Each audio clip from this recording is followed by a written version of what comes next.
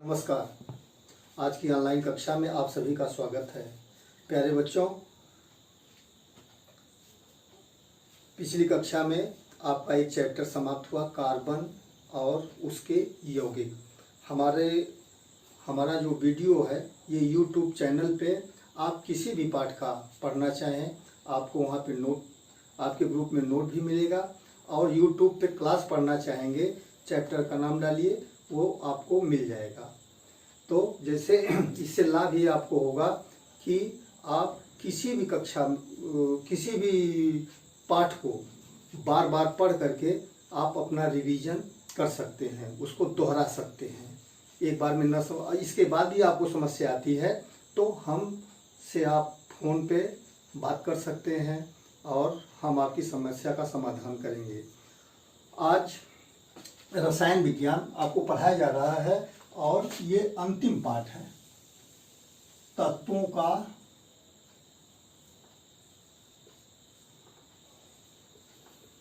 आवर्ती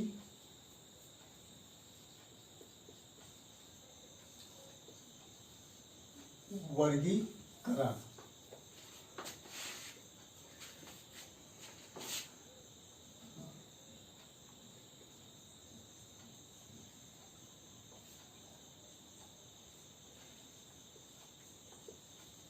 हम पहले चर्चा करेंगे वर्गीकरण की आवश्यकता। वर्गीकरण की तत्वों के वर्गीकरण की आवश्यकता क्या है? तत्वों के वर्गीकरण की आवश्यकता इसलिए है, जैसे आप कक्षा 10 में पढ़ रहे हैं, कुछ बच्चे कक्षा 9 में पढ़ रहे हैं, कुछ बच्चे जो है कक्षा 8 में पढ़ रहे हैं, तो आपको वर्गीकृत किया गया है। कक्षा 8 के बच्चों का लेवल स्तर जो है वो अलग है, कक्षा 9 के बच्चों का लेवल और स्तर अलग है, और आपका लेवल और स्तर अलग है। अगर सभी 8, 9, 10, 11, 12 सभी क्लास के बच्चों को एक साथ बैठा करके पढ़ाया जाएगा तो एक एक बच्चे को पढ़ाने में और बच्चे को पढ़ाने में भी दिक्कत जाएगी, परेशानी उत्पन्न होगी, और आपको समझने में भी परेशानी उत्पन्न होगी। तो यही बात तत्वों पे लागू होती है। तत्वों की संख्या जब अधिक हो गई तो एक एक तत्वों के गुणों का अध्ययन करना ये काफी कठिन होता गया, और इसके लिए वर्गीकरण, तत्वों को वर्गीकृत करने की आवश्यकता महसूस की गई, और इसके लिए समान गुणधर्म वाले तत्वों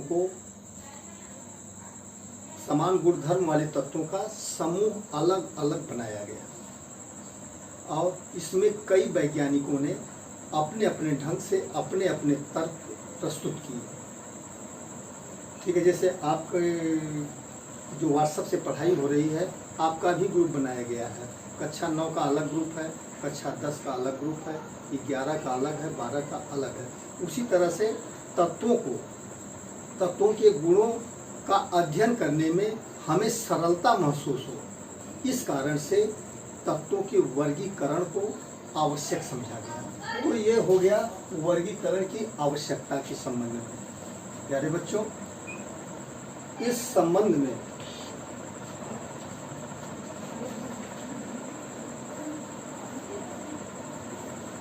कुछ हम आपको बता दें।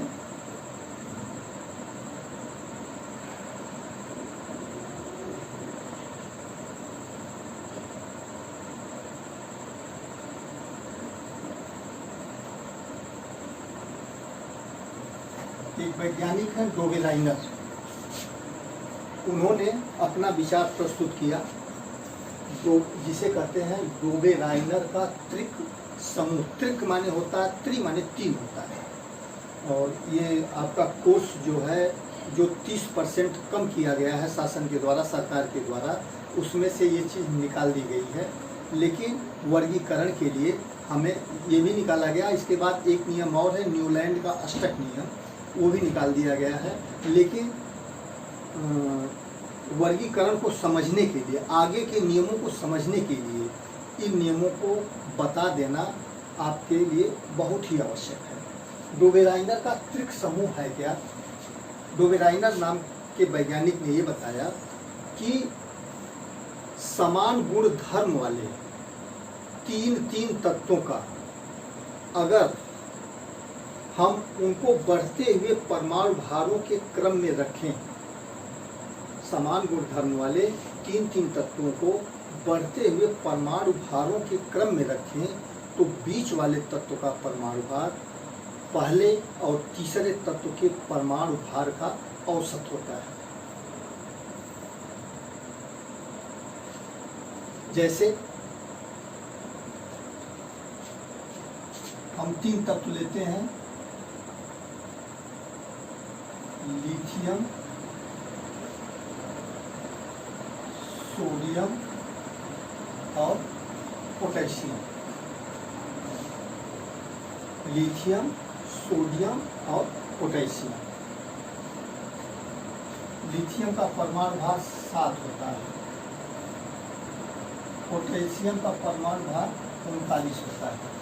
ये 3 तत्व है डोबेराइनर का त्रिक समूह। लिथियम लिया हमने, सोडियम लिया और पोटेशियम लिया।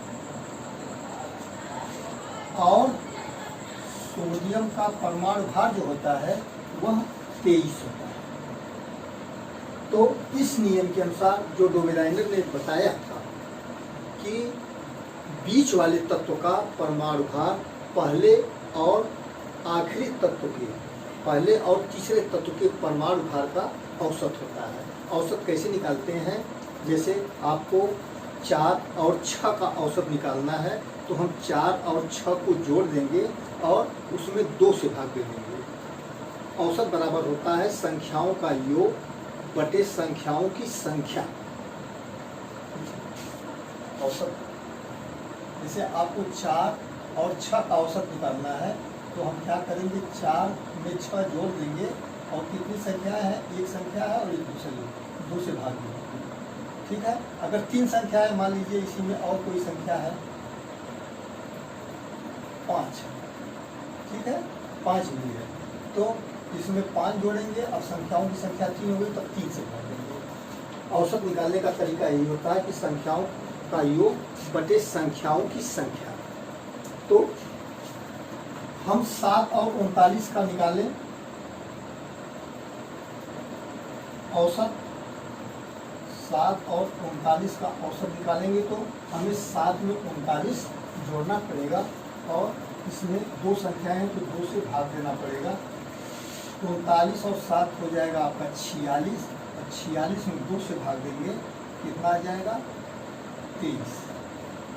और सोडियम का देखिए परमाणु भार 23 है कि नहीं है, और ये 23 कैसे आया, पहले और तीसरे के परमाणु भार का औसत निकालने पर आया। ठीक है, आशा है आपको समझ में आ गया होगा। और हम अगली कक्षा में और उदाहरण आपको देंगे, 2-1 उदाहरण और देंगे और अगली कक्षाओं में हम और नियमों के विषय में चर्चा करेंगे। और आपसे ये निवेदन है कि आप अपने मोबाइल में जूम ऐप अवश्य अपलोड कर दीजिए और 10 बजे विज्ञान की कक्षा हम पढ़ाएंगे। और हम पढ़ा नहीं पा रहे हैं क्योंकि आप जुड़ नहीं पा रहे हैं, तो हम जूम ऐप से भी आपको लाइव पढ़ाने का प्रयास करेंगे यदि आप सहयोग करते हैं। धन्यवाद।